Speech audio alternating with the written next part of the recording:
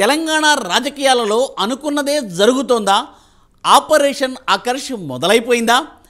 ఎంపీతో ప్రారంభం, ఇక ఎమ్మెల్యేలు కూడా క్యూ కట్ అయిపోతున్నారా? బీఆర్ఎస్ను రేవంత్ దెబ్బకు దెబ్బ తీస్తున్నారా? కేసీఆర్కు రేవంత్ రిటర్న్ గిఫ్ట్ ఇవ్వనున్నారా?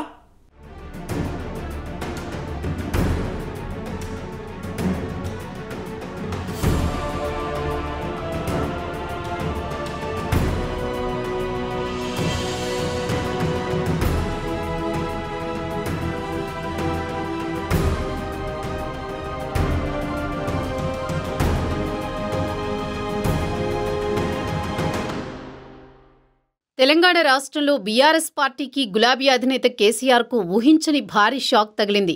త్వరలో లోక్సభ ఎన్నికలకు దేశమంతా సిద్ధమవుతున్న తరుణంలో పార్టీకి గట్టి దెబ్బే తగిలింది. రాబోయే లోక్సభ ఎన్నికల్లో దూకుడుగా వెళ్లాలని బీఆర్ఎస్ భావిస్తే కేసీఆర్కు బీఆర్ఎస్ ఎంపీలు ఊహించని షాక్ ఇస్తున్నారు.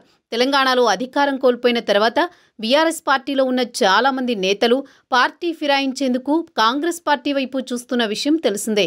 ఈ క్రమంలో కొందరు నేతలు సీఎం రేవంత్ రెడ్డిని కలుస్తుండగా మరికొందరు నేతలు నేరుగా కాంగ్రెస్ తీర్థం పుచ్చుకుంటున్నారు.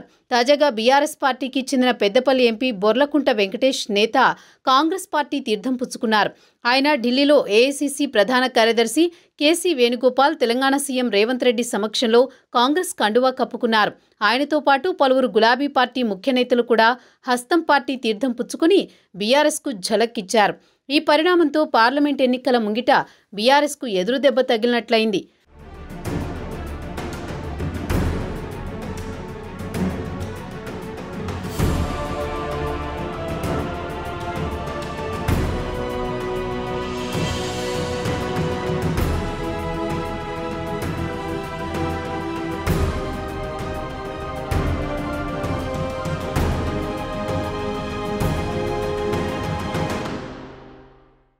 రెండు 2019 లోక్సభ ఎన్నికలకు ముందు కాంగ్రెస్ పార్టీ నుంచి బీఆర్ఎస్లోకి వెళ్లిన వెంకటేష్ నేత పెద్దపల్లి నుంచి బీఆర్ఎస్ ఎంపీగా విజయం సాధించారు. గత కొద్ది రోజుల నుంచి పార్టీ కార్యక్రమాలకు దూరంగా ఉంటున్న ఆయన తాజాగా రేవంత్ రెడ్డి సమక్షంలో కాంగ్రెస్ పార్టీలో చేరారు. మళ్లీ ఆయన సొంత గూటికే చేరుకున్నారు. ఇదిలా ఉంటే అసెంబ్లీ ఎన్నికల్లో ఓటమి తర్వాత తొలిసారిగా కేసీఆర్ ఈరోజు తెలంగాణ భవన్లో పార్టీ నేతలతో సమావేశం కానున్నారు. తెలంగాణలో భవిష్యత్తు కార్యాచరణ, రానున్న పార్లమెంట్ ఎన్నికలు, అసెంబ్లీ సమావేశాలపై నేతలతో ఆయన చర్చించనున్నారు. ఇక ఇదే సమయంలో అధినేతకు షాక్ ఇచ్చి సిట్టింగ్ ఎంపీ కాంగ్రెస్ పార్టీ తీర్థం పుచ్చుకోవడం ఇప్పుడు బీఆర్ఎస్ పార్టీలోనూ రాజకీయ వర్గాల్లోనూ ఆసక్తికర చర్చకు దారితీస్తోంది. నువ్వు నేర్పిన విద్యయే నీరజాక్ష అన్నట్లు గతంలో కేసీఆర్ చేసిన పని ఇప్పుడు రేవంత్ చేస్తున్నారు. అధికారం చేతిలో ఉంటే ప్రతిపక్షాలను చీల్చి చెండాడడం మామూలైంది. అప్పుడు కేసీఆర్ ఆట మొదలు పెడితే ఇప్పుడు రేవంత్ మొదలుపెట్టాడు.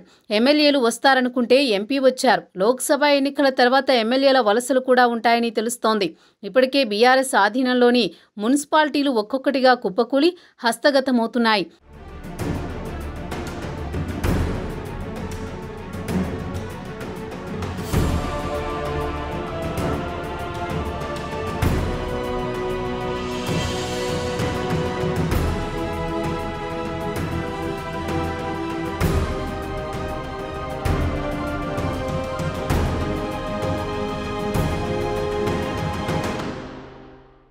ఇటీవల తెలంగాణ శాసనసభ ఎన్నికల్లో కాంగ్రెస్ పార్టీ బొటాబొటీ మెజారిటీతో విజయం సాధించింది.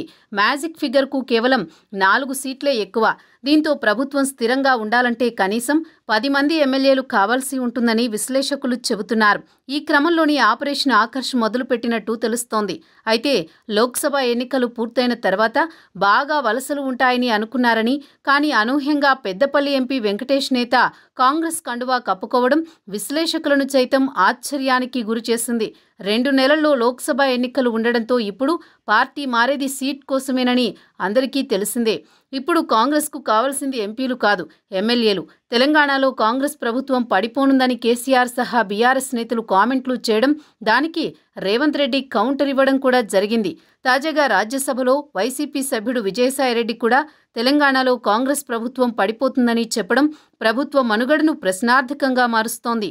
దీంతో కాంగ్రెస్ తప్పనిసరిగా బీఆర్ఎస్ ఎమ్మెల్యేలను లాగేసుకోవాల్సిందే.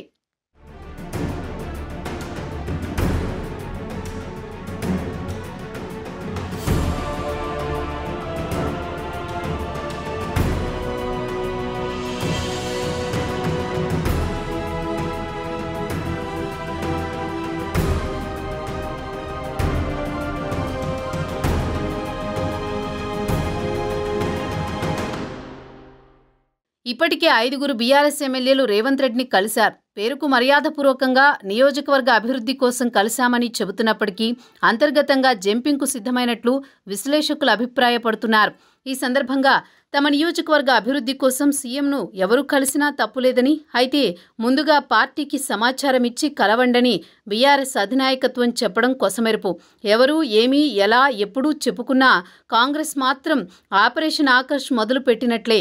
ఎమ్మెల్యేల అవసరం కాంగ్రెస్కు చాలా ఉంది. కాంగ్రెస్ ప్రభుత్వం త్వరలో కూలిపోనుందని తెలంగాణలోని పార్టీలు చెప్పడం సమంజసంగానే ఉంటుంది. కానీ ఏపీకి చెందిన వైసీపీ నేతలు కూడా దీనిపై కామెంట్ చేయడం చూస్తుంటే కాంగ్రెస్ ప్రభుత్వ మనుగడ దినదిన గండం నూరేళ్ల ఆయుష్ మాదిరి ఉందని రాజకీయ పరిశీలకులు అంటున్నారు. తెలంగాణ కాంగ్రెస్ మాత్రం చాలా ధైర్యంగానే ఉంది. ఎవడురా ప్రభుత్వాన్ని కూల్చేది, పండబెట్టి తొక్కుతా అంటూ రేవంత్ గట్టిగా వార్నింగ్ ఇవ్వడం తెలిసిందే. బీఆర్ఎస్ ఎమ్మెల్యేలు టచ్లోకి రావడంతో కాంగ్రెస్లో ధైర్యం పెరిగింది. ప్రభుత్వాన్ని ఎలాగైనా కాపాడుకుంటామని నమ్మకం కలిగింది.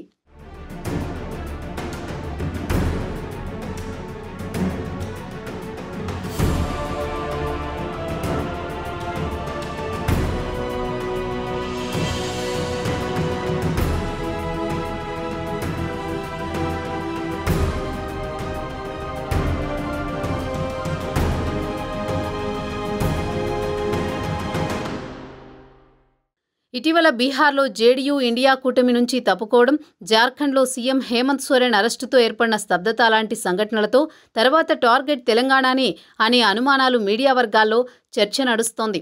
కొన్ని ఆంగ్ల పత్రికలు ఇదే విషయాన్ని ప్రచురించడం కూడా జరిగింది. జార్ఖండ్ ఎమ్మెల్యేలను తెలంగాణలో దాచడం కూడా జరిగింది. బొటాబొటీ మెజారిటీతో అధికారంలో ఉన్న ప్రతిపక్ష రాష్ట్రాల్లో ప్రభుత్వాన్ని కూల్చడం కేంద్రంలో అధికారంలో ఉన్న పార్టీలకు వెన్నతో పెట్టిన విద్య. మధ్యప్రదేశ్లో 2018 ఎన్నికల్లో అధికారంలోకి వచ్చిన కాంగ్రెస్ ప్రభుత్వాన్ని కూల్చి బీజేపీ ప్రభుత్వాన్ని ఏర్పాటు చేయడం జరిగింది. ఇటీవల జరిగిన శాసనసభ ఎన్నికల్లో మళ్లీ బీజేపీనే విజయం సాధించడం తెలిసిందే. అదే క్రమంలో తెలంగాణలో కూడా కాంగ్రెస్ ప్రభుత్వాన్ని కూల్చే అవకాశాలున్నట్లు ప్రచారం జరుగుతోంది.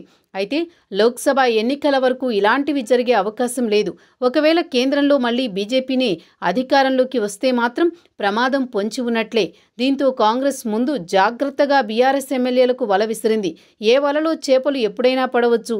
చూడాలి మరి భవిష్యత్తు రాజకీయం ఏ మలుపులు తిరుగుతుందో.